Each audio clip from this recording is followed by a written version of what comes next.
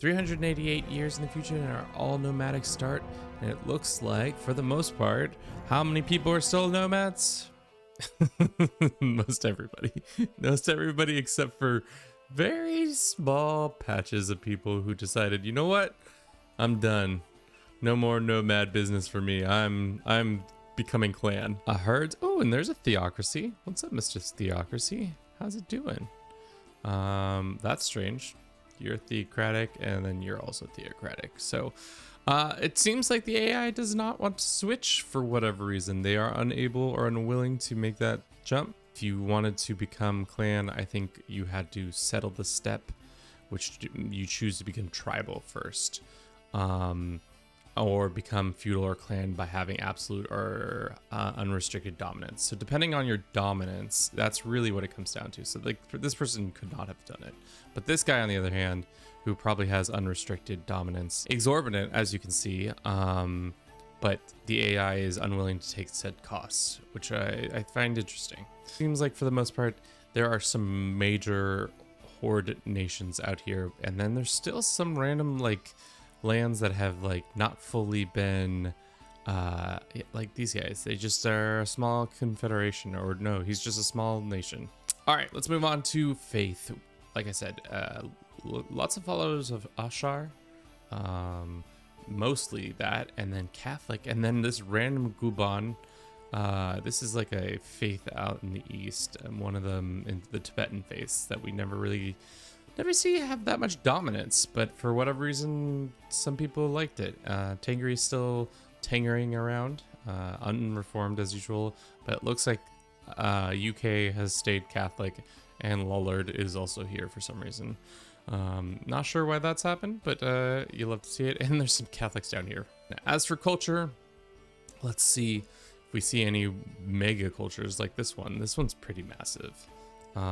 What is it? It's just a diverged mastery. Kingdom map mode and see what's going on. I was expecting a lot more consolidated stuff, but we do have Meth poking out. Lanark Cornish kingdom somehow has taken over the south. I think that's the first time the Cornish have had a dominant kingdom of their own. There is Lower Lotharingia, and then there's Lotharingia. As for the Empire map mode, maybe we'll see some more consolidation. The Cornish. Really having a heyday for the Cornish. The Norse Empire exists. Holy Roman Empire has had parts of it taken off. Lotharingia. Looks like Italia has expanded a little bit.